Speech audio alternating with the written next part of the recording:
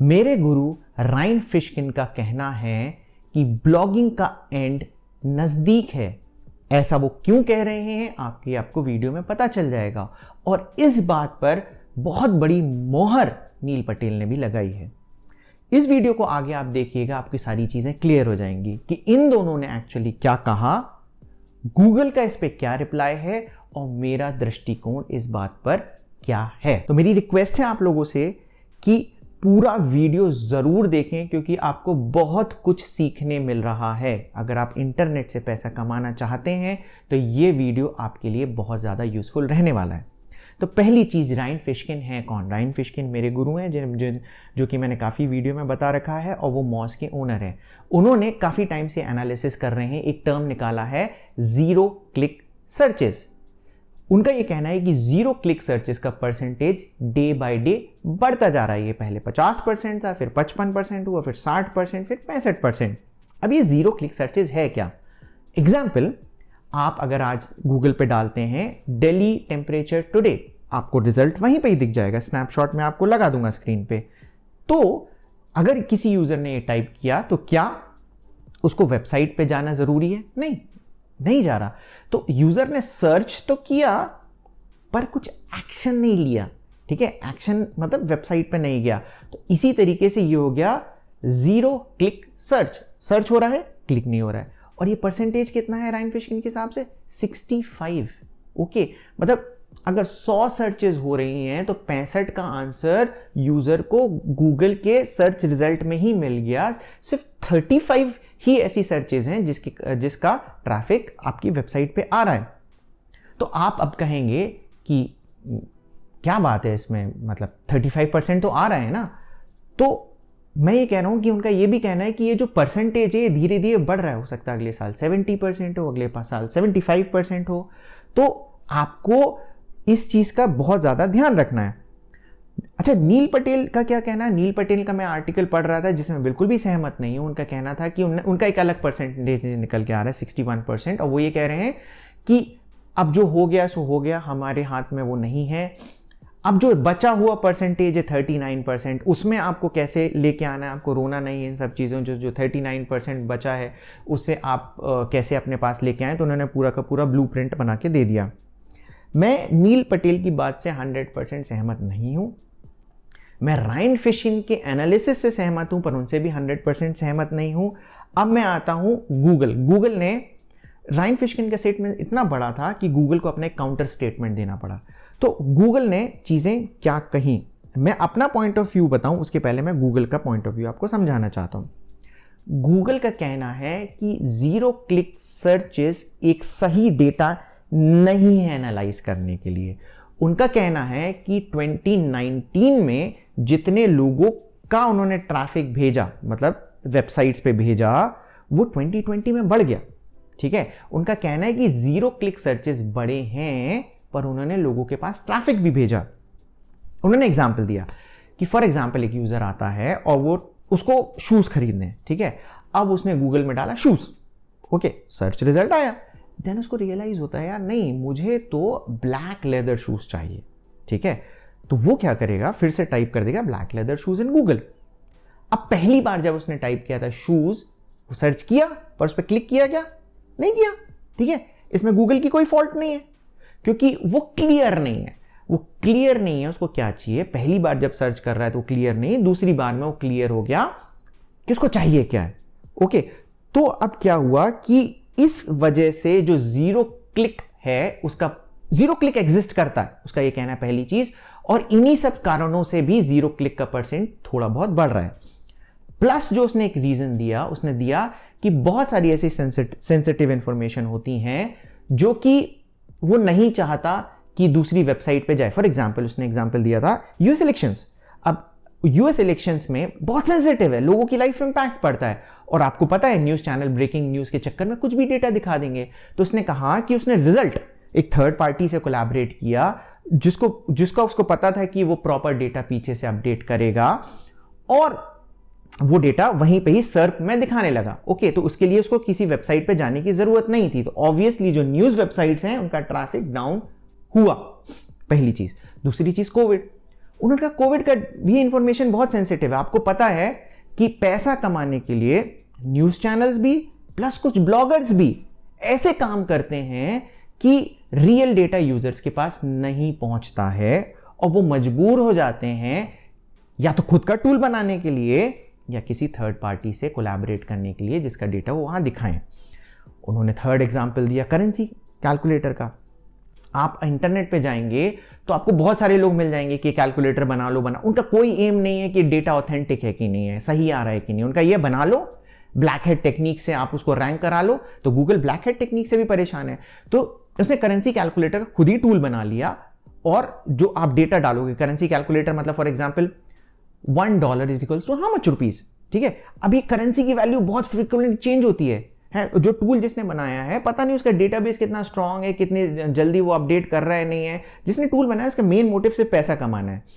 तो अब गूगल को चाहिए कि यूजर के पास ऑथेंटिक डेटा भी पहुंचे। तो इस टाइप की जो चीजें हैं वो या तो स्निपेट में दिखा रहा है या सर्प में दिखा रहा है, और इसके कारण वेबसाइट्स पे ट्रैफिक नहीं आ रहा है।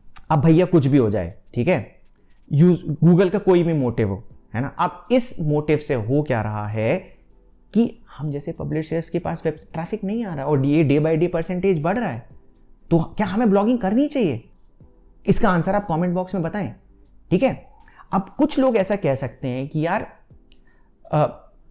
हमारा तो डेटा उस कैटेगरी में फॉल ही नहीं होता जीरो क्लिक में। पर मेरा ये कहना है कि देखो, day by day Google tools बना रहा है, उससे क्या होगा कि हो सकता है आपकी कैटेगरी आज से 2 साल बाद चली जाए। फॉर एग्जाम्पल मैं लिरिक्स का देता हूं। लिरिक्स में मुझे बहुत कमेंट्स आते हैं, वो कहते हैं आप कुछ भी लिरिक्स डाल दो, वो सिर्फ स्निपेट नहीं दिखाता, पूरी की पूरी लिरिक्स दिखा देता है, ठीक है, पूरी लिरिक्स दिखा देगा। अब उससे क्या होगा कि वो वेबसाइट पे आएगा ही नहीं, समझ रहे हो आप। तो आपने फॉर एग्जाम्पल 2 साल मेहनत करी, पूरे अच्छे से अपनी लिरिक्स वेबसाइट बनाई, और 2 साल बाद गूगल ऐसे कुछ चीज लेके आ जाता है जिससे आपका बिजनेस ठप हो गया। तो क्या ये चीज ठीक है ना। अब लिरिक्स तो उस कैटेगरी में आ गया, कल की तारीख में फॉर एग्जाम्पल अगर टेक्नोलॉजी आ गया और आपकी टेक्नोलॉजी रिलेटेड साइट है, तो क्या होगा, आपने पूरी की पूरी डिपेंडेंसी गूगल पे बना ली, ओके, और उस डिपेंडेंसी के कारण आप फिनिश हो गए। तो इस चीज का आप ध्यान रखो, आप ये ना सोचो कि यार 35% तो है। और अभी तक अगर आप वीडियो देख रहे हो तो उसको लाइक जरूर कर देना। और अगर आपको नहीं पता है कि मैं एक फ्री ब्लॉग रिव्यू सीरीज भी चला रहा हूं जिसमें मैं लोगों के ब्लॉग रिव्यू करता हूं, अगर आपको नहीं पता है तो आई बटन में वो वीडियो है, आप जाके देख लीजिएगा। तो उसी ब्लॉग रिव्यू में बहुत सारे बंदे जिनका ब्लॉग रिव्यू किया, ब्लॉग रिव्यू 3 मैलकामा है जो कि फुल फॉर्म का कंटेंट बनाता है। फॉर एग्जांपल एनडीए का फुल फॉर्म क्या है, वो कहने लगा कि वो सर ऊपर स्निपेट में दिखा देता है, लोग आते ही नहीं है, ओके, तो उसका काम बंद हो गया, वो अपनी निश चेंज कर रहा है। ब्लॉग रिव्यू 9 में दीपांकर था, दीपांकर का कहना है कि अगर कोई डालता है कि वीकॉम वोल्टेज कितना है, वहीं दिखा देता है, वेबसाइट पे आता ही नहीं है। तो धीरे धीरे चीजें बढ़ रही हैं, तो ध्यान रखना जरूरी है। तो अब ये सारी चीजें हो गई नेगेटिव चीजें, जिससे आपके मन में आ गया होगा कि नहीं यार ब्लॉगिंग तो हमें करनी ही नहीं है। आया कि नहीं आया, आया होगा, है ना। बट मैं आपको एक चीज बताऊं, शायद आपको ब्लॉगिंग का मतलब ही नहीं पता है। ब्लॉगिंग का मतलब अगर आपको पता है तो प्लीज कमेंट बॉक्स में बताएं कि आपके हिसाब से ब्लॉगिंग क्या है। मैं इस वीडियो में नहीं बताने वाला कि ब्लॉगिंग मेरे हिसाब से क्या है, मैं उसके लिए अलग एक डेडिकेटेड वीडियो बनाऊंगा और पूरा आपका दृष्टिकोण चेंज हो जाएगा कि ब्लॉगिंग एक्चुअली है क्या, ठीक है। क्योंकि अगर आपको ब्लॉगिंग का मतलब पता है तो आप इन सब चीजों से विचलित होने वाले हैं ही नहीं, ओके। मेरा क्या मानना है, क्या ब्लॉगिंग डेड है? नो। क्यों? मैं अपने एक्सपीरियंस से बताता हूं। अब मेरा मानना है कि गूगल आज की तारीख में सरवाइव इसलिए कर रहा है क्योंकि उसको यूजर की भी चिंता है, उसको हमारे जैसे पब्लिशर्स की भी चिंता है।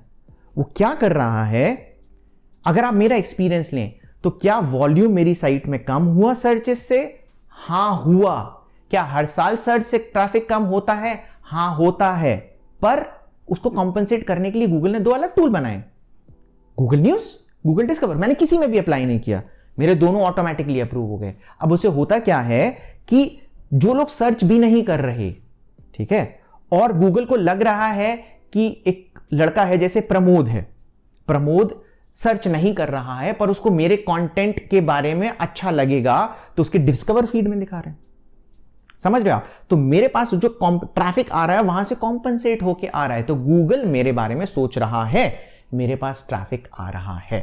ठीक है, तो ये मेरा मानना है कि हाँ, 0 क्लिक सर्चेस की वजह से मेरे ट्रैफिक कम हुआ, पर जो गूगल के अदर प्रोडक्ट्स हैं उनकी वजह से मेरा ट्रैफिक बरकरार है। प्लस अडैप्टेबिलिटी, आपको अडैप्ट होने की बहुत ज्यादा जरूरत है। अगर आप एक ही मोड में काम कर रहे हो, अगर आप एक्सप्लोर नहीं करोगे कौन सी नई नई चीजें आ रही हैं, क्या क्या हो रहा है, क्या क्या चेंजेस हो रहे हैं, जो मेरा एक ऑब्जर्व एंड रिएक्ट का एक रामबाण है। अगर आपको ऑब्जर्व एंड रिएक्ट नहीं पता, मेरे पुराने यूजर्स को पता है, अगर आपको नहीं पता तो आप प्लीज कमेंट बॉक्स में डालें, इससे रिलेटेड भी एक डेडिकेटेड वीडियो बनेगा। तो आपको ऑब्जर्व एंड रिएक्ट करना है कि चल क्या रहा है भाई मार्केट में। अगर आपकी मिठाई की दुकान है, ठीक है, और आप वही ट्रेडिशनली पुरानी मिठाई बेचे जा रहे हो, बेचे जा रहे हो, बेचे जा रहे हो, बेचे जा रहे हो, आप नहीं देख रहे यार मार्केट में लोगों का टेस्ट बदल गया है। ठीक है, मार्केट में लोगों को नई तरह की चीजें पसंद आने लगी हैं, तो आपको अडैप्ट होना है, आपको पानी बनना है। पानी एक ऐसी चीज होती है, अगर आप कप में डालोगे तो कप का शेप ले लेगा, बॉटल में डालोगे बॉटल का शेप ले लेगा, जिस भी चीज में शेप डालोगे वो ले लेगा। अगर आपकी थॉट प्रोसेस वैसी है, अगर आपका काम करने का तरीका वैसा है, तो ब्लॉगिंग कभी भी डेड नहीं होगी, आपके पास ट्रैफिक कभी भी कम नहीं होगा। 0 क्लिक से भले ही आपका ट्रैफिक कम हो जाएगा, पर बहुत सारे ऐसे तरीके हैं जिससे आपका ट्रैफिक बढ़ जाएगा। गूगल ने ही कुछ बता दिए हैं और कुछ मैं आपको बताता हूं। तो करना क्या है, हमें अपना सिस्टम बनाना है ऑल वेदर प्रूफ। अभी जितनी भी चीजें आप कर रहे हैं, आप गूगल पे डिपेंडेंट हैं। आप मानोगे नहीं इस चीज को, पर गूगल खत्म हो सकता है। एक समय याहू था सर्च इंजन, और लोगों का मानना था कि जो है याहू है, पर गूगल आया, उसने उसको चेंज कर दिया। अगर आप पूरे के पूरे गूगल पे डिपेंडेंट हो जाते हो तो भी ये गलत बात है। आपको एक ऐसा सिस्टम बनाना है जो फुल प्रूफ हो, जो कभी खत्म ना हो। तो आपको अपना ब्रांड बनाना है। सबसे पहले चीज क्या करनी है, आपको अपनी ब्रांडिंग करनी है। ब्रांडिंग मतलब क्या हुआ कि आपको सिर्फ गूगल पे डिपेंडेंट नहीं रहना है, आपको अलग अलग जगह जाना है, आपको अपना इकोसिस्टम बनाना है। आपको यूट्यूब में भी रहना है, आपको ट्विटर पे भी रहना है, आपको इंस्टाग्राम पे भी रहना है, आपको लिंक्डइन पे भी रहना है। आपको अपनी ब्रांड बनानी है। आप जिस निश पे काम कर रहे हो, जैसे ब्लॉग रिव्यू मतलब पवन अग्रवाल है, आज की तारीख में मैंने ये ब्रांड बना लिया है। ये ब्रांड बनाने में भले ही मुझे 7 साल लग गए, पर ये मेरा ब्रांड बन गया है। और हर आदमी के पास एक ऐसी क्वालिटी है कि जिससे वो अपना ब्रांड बना ले। इतने इनफाइनाइट लोग हैं इस दुनिया में, भगवान ने सबकी फिंगरप्रिंट्स अलग दी हैं, सबकी फिंगरप्रिंट्स अलग हैं, और ये 10 भी अलग हैं। आप सोच रहे हैं, तो आपके पास एक ऐसी चीज है, जब आप काम करते करते आपको पता चल जाएगी कि वो क्या यूनिक है, और आपसे उसको रिलेटेड ब्रांड बनाना है। मैं अपना ब्रांड बना रहा हूं, इसलिए ये वीडियो बना रहा हूं। तो पहली चीज ब्रांडिंग, दूसरी चीज इकोसिस्टम। आपको उस ब्रांड को हर सिस्टम में ले जाना है। ठीक है, जैसे मैंने बोला कि सिर्फ अगर आपका ट्रैफिक आ रहा है गूगल से, तो नहीं, आपको फेसबुक पे भी ध्यान देना है, आपको सारी चीजों पे ध्यान देना है। तीसरी चीजें, आपका जो यूजर आ रहा है, अगर गूगल सर्च रिजल्ट से आ रहा है, तो आपको कुछ ऐसी चीज उसको देना है कि वो स्टिक करे आपके पास। आपको कुछ ऐसी वैल्यू देना है। आप उसका ईमेल तो कलेक्ट करें ही करें। ठीक है, क्योंकि हो सकता है आपके पास कल की तारीख में ट्रैफिक ना आ रहा हो, पर आपके पास उन लोगों का ईमेल होगा। आप उनको भेज सकते हैं कि आपने मेरा ये कंटेंट पढ़ा था, आपको अच्छा लगा था, अब मैं और कंटेंट लिख रहा हूं। तो इससे डायरेक्ट ट्रैफिक आपके पास आएगा। समझ रहे? ब्रांड मतलब क्या होता है? ब्रांड मतलब, अच्छा, कई लोगों को ब्रांड का मतलब समझ में नहीं आता। ब्रांड का मतलब डायरेक्ट ट्रैफिक, डायरेक्ट आपके पास लोग आए। ठीक है, एक होता है कि how to get organic traffic in Google, एक टर्म हो गया, आपने सर्च में डाल दिया। दूसरा हो गया कि भैया ऑर्गेनिक ट्रैफिक से सर्च कैसे लेके आना है, इसका मतलब पवन अग्रवाल। ठीक है, जैसे सर्च मतलब गूगल। ठीक है, तो अब ये कोई नहीं कहता सर्च कर लो, लोग कहते गूगल कर लो। तो गूगल आपने एक ब्रांड बना लिया। ठीक है, तो वैसे ही आपको एक ब्रांड बनाना है किसी पर्टिकुलर चीज के लिए। तो ये कैसे बनेगा? बेसिकली जब सर्च आ रहा है तो आप ईमेल लिस्ट इकट्ठी करो, उन लोगों को भेजो कि आपको मेरा कंटेंट पसंद आया था। फेसबुक में लाइक्स बढ़ाओगे, तो ऐसी तरीके से पूरा का पूरा सिस्टम आपका बन जाएगा। और तीसरी चीजें जो मैंने पहले बोली थी, अडैप्ट टू न्यू चेंजेस। ठीक है, वॉइस सर्च आने वाला है फ्यूचर में। अब वॉइस सर्च के लिए भी आप मेंटली प्रिपेयर्ड हो कि नहीं? क्या आप उस बारे में सोच रहे हो कि नहीं? अगर आप सोचोगे, ठीक है, फ्यूचर के बारे में सोचोगे, तो आप फ्यूचर प्रूफ हो जाओगे। भले ही गूगल से आपका ट्रैफिक नहीं आएगा पर आप अपना ब्रांड खुद बना लोगे। अगर आपके पास कुछ एक फुल प्रूफ सिस्टम है कि वॉइस से कैसे आप ट्रैफिक लेके आ सकते हो, आप बड़ी बड़ी कंपनी आपको हायर करने के लिए आज की तारीख में तैयार हो जाएंगी। तो आपको क्या करना है कि ये सारे मेथड जो मैंने बताए, जिससे कि आपका सिस्टम डिपेंडेंट ना रहो आप गूगल पे। डिपेंडेंसी का मैं एक और एग्जांपल दूंगा, मिठाई वाला मेरा फेवरेट टॉपिक है कि फॉर एग्जांपल आपकी एक मिठाई की दुकान है और प्रमोद नाम का एक बंदा है, आप सिर्फ बेचते हो, दुकान ऑनलाइन ही बेचते हो, ऑफलाइन आपकी दुकान पे कोई नहीं आता, और प्रमोद आपका एक डिलीवरी बॉय है जो आपके सारे ग्राहक को जानता है, ठीक है। प्रमोद को ही पता, आपको पता ही नहीं, आपने प्रमोद से कोई पूछा ही नहीं क्योंकि आप इतना रिलाय, और प्रमोद मर गया, ठीक है, किसी भी कारण से प्रमोद मर गया।